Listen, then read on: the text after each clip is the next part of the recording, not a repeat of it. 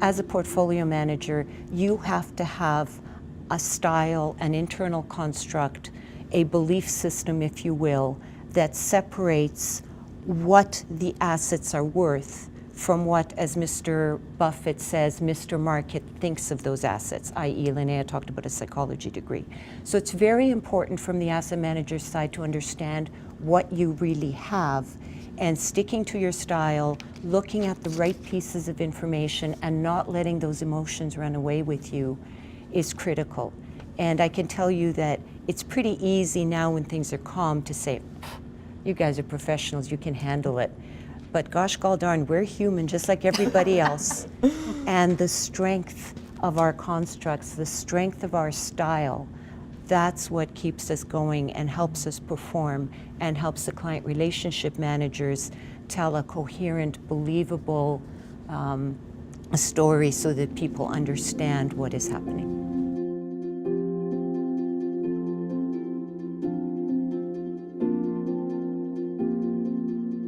This business has always been about trust.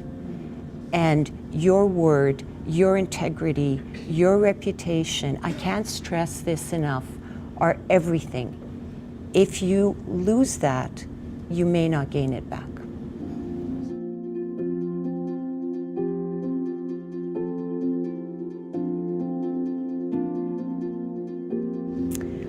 Well, I guess I don't look at it as taking risks. I look at it as looking for opportunities and taking those opportunities.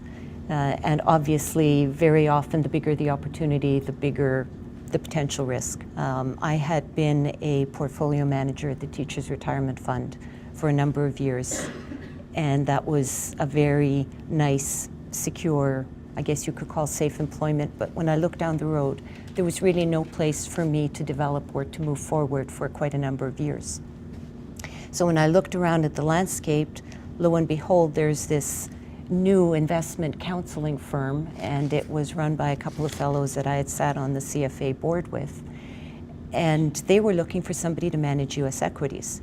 So after we talked and we realized that our philosophies were much the same, I jumped in with both feet. I mortgaged the house. I literally bought shares, and we grew the company from about 100 million to just a little over $1 billion when Canadian Western Bank bought the controlling share. So that was a risk, and it was an opportunity.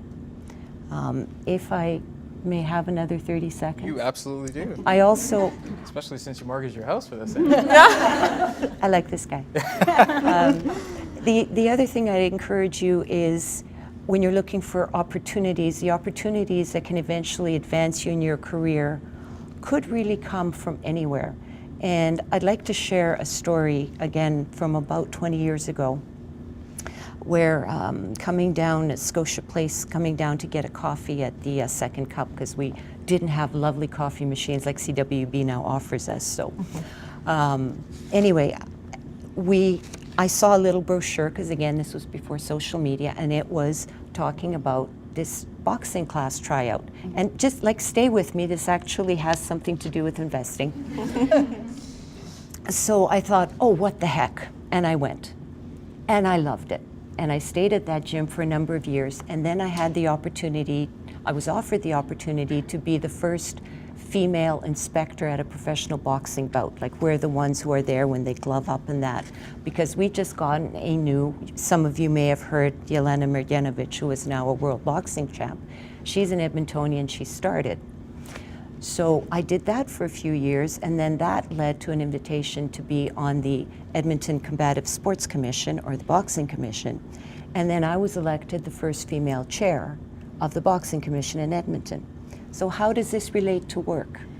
It was one of those opportunities where I learned communication skills, I learned different kinds of leadership and planning skills, I learned negotiating skills, and those are the kinds of skills that really helped to move me when I wanted to move forward at work.